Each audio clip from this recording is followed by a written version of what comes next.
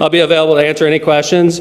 And quite frankly, I'm never going to talk about this damn case again. Not a goddamn time, I'm telling you right now. I'm not going to say a damn word about it. This is the only time with you guys, my bosses, okay? If somebody asks me on the street, maybe I'll talk to them on the street. This is it. I'm not talking about it on the record, nothing. This is it, as far as I'm concerned. I don't want to talk about this again, which was anticipated. We told you guys when we were contemplating the rate, we were probably going to get sued, and my prediction, our prediction, came true. We were sued by Whiting. We were sued by Highland, we were sued by Dyer, we were sued by Munster, we were sued by Griffith.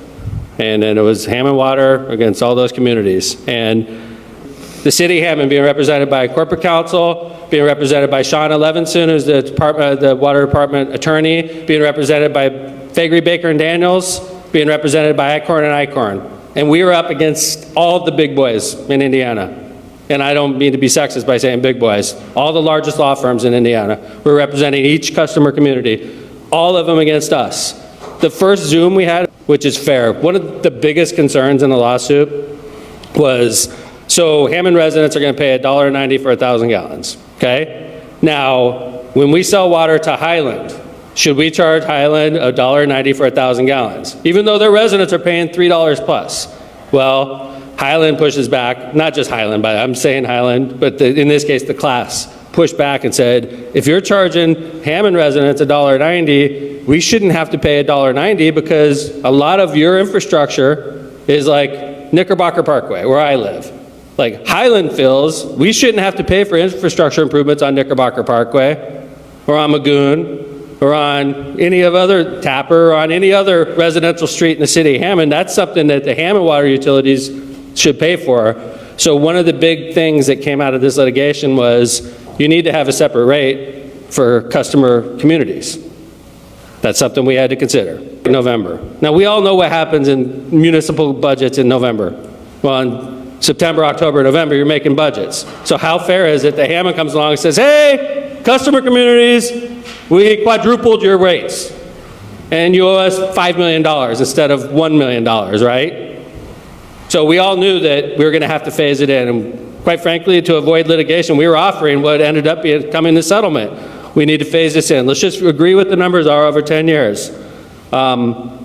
So under this proposal, starting January 1st, 2021, going backwards, all the customer communities pay double for the first 2 years.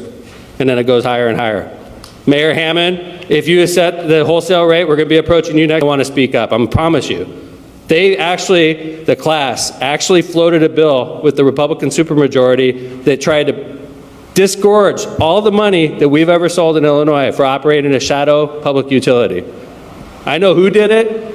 I know what they were trying to do. And if that passed the Republican supermajority, it would have devastated Hammond. I'm talking $100 million, Kevin? More? Hardly calculate, Mayor. They were literally trying to get every penny that we've ever sold in Illinois, ever.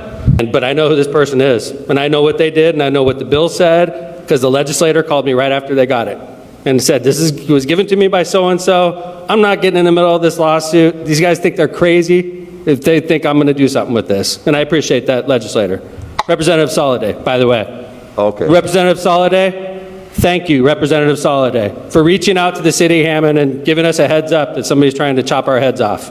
I appreciate you, Representative Soliday, for giving me a heads up. He's a stand-up person. He was watching out for the city of Hammond in a Republican supermajority. He's a Republican from Valparaiso, and he watched out for the city of Hammond. Thank you, Representative Soliday, for giving me the heads up. He called me the day he got the bill, and I appreciate that. He didn't have to do that.